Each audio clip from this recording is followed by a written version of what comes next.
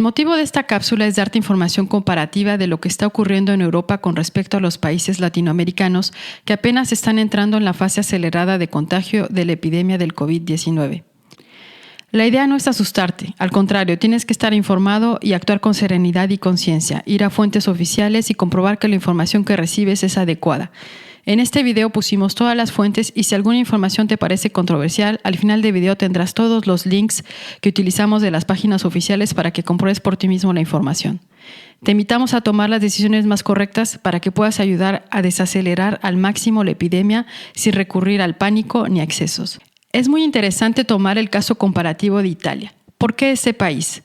Como ustedes saben, este país se ha convertido en el epicentro de esta epidemia con 86.498 casos del día de hoy, 28 de marzo del 2020, y 9.134 lamentables decesos, según los datos de la Organización Mundial de la Salud, con un número de muertos bastante superior que China, 3.295, o incluso que España, 5.138. Los dos primeros casos reportados en Italia fueron el 31 de enero y el mismo día Italia declaró estado de emergencia, introdujo escáneres de temperatura en los aeropuertos y suspendió todos los vuelos a China. Entonces, ¿cómo es posible que con medidas tan agresivas se haya desatado una epidemia de tanta amplitud en este país? Algunas personas piensan que cerrando fronteras se puede contener definitivamente una epidemia de este tipo, pero Italia es el ejemplo que no es así.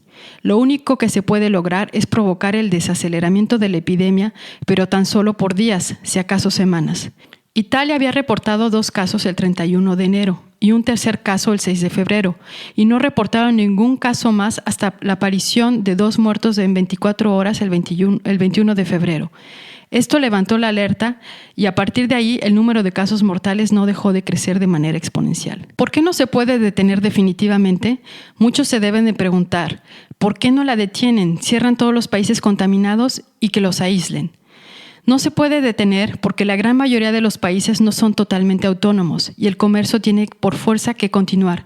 Y no podemos esperar 1 año o 2 para abrir fronteras, que es el tiempo que pueda existir una vacuna eficaz. Si se fijan en la historia de la humanidad, solo existen 2 casos de erradicación de enfermedades virales que se han logrado desaparecer en una gran parte del mundo. El primer verdadero caso de erradicación es el de la viruela, que aparte de ser muy contagiosa, era mortal y dejaba secuelas muy visibles y permanentes en los sobrevivientes. Y se hizo una campaña de vacunación mundial, lo que significa que ya existía una vacuna y por la gravedad de esta enfermedad, todos los países se movilizaron con una campaña de vacunación muy agresiva a nivel del globo. Ahora las últimas cepas de viruela están guardadas en laboratorios especializados para la vigilancia de bioseguridad. El otro caso muy emblemático es el de la poliomielitis, que se logró erradicar en una mayoría de los países. En México se erradicó en los años 90, pero sigue activo en otros lugares del mundo. Así es que es muy importante continuar a vacunar a tus hijos. La única forma de detener una epidemia viral de este tipo es teniendo una vacuna a la mano y haciendo una campaña de vacunación masiva. En el caso de esta enfermedad que se llama emergente, lo que significa la aparición de un nuevo virus y que ninguna persona presenta inmunidad hacia esta enfermedad en todo el globo. Entonces, muchas personas son susceptibles de caer enfermos con un cuadro que puede ir de algo asintomático hasta un cuadro gripal ligero o un cuadro gripal bastante severo que puede terminar con la muerte. Como ustedes saben, no existe actualmente vacuna disponible para este virus y se está trabajando a marchas forzadas para obtenerla, pero no hay que ser ilusos porque en el mejor de los casos se obtendrá en el último trimestre de este año, pero parece misión imposible. Así que tendremos que dar frente a esta enfermedad con serenidad, sin pánicos y con mucha fortaleza mental y física. Así que aquí te van los comparativos entre Italia y los países latinoamericanos para que lo tomes en cuenta porque hay aspectos que pueden dar ventaja o desventaja a los países latinos que están por entrar en la fase acelerada de contagio. La demografía. Según los datos oficiales del Office for National Statistics, Italia es el país europeo con la mayor población de edad avanzada. La edad promedio de Italia es de 45 años, con más del 21% de la población que tiene más de 65 años. Si comparamos con un país como México, que es un país joven, la edad promedio es de 25 años y solamente 7% de la población cuenta con más de 65 años. Este primer dato es bastante importante porque, como sabemos, el COVID-19 es bastante agresivo para las personas de edad avanzada. Hoy sabemos, con los últimos datos desde las autoridades italianas, que el COVID-19 es benigno en ausencia de patología preexistente y que las personas que murieron en Italia hasta el 18 de marzo tenían una edad promedio de 79.5 años con una mediana de 80.5 y muy pocos casos abajo de los 65 años. Eso no significa que no te puedas enfermar o ser contagioso abajo de los 65 años. Simplemente estos datos demuestran que en ausencia de otra patología, esta enfermedad no es letal con la gente más joven. Que el tipo de demografía de los países latinoamericanos va a dar cierta ventaja con respecto a los países como Italia, pero debemos reforzar los cuidados con los adultos mayores en todos los países. Patologías preexistentes. Se ha confirmado que las patologías crónicas como diabetes, hipertensión, obesidad, enfermedades cardiovasculares, cánceres, están muy asociados a las muertes registradas en países europeos. Se sabe, por ejemplo, que el 99% de las personas fallecidas en Italia sufrían de 1 a 3 patologías crónicas. Esto puede ser una gran desventaja para los países latinoamericanos porque la población joven y adulta puede presentar alguna de estas patologías y estar más expuesto a un cuadro trágico en contacto con el COVID-19.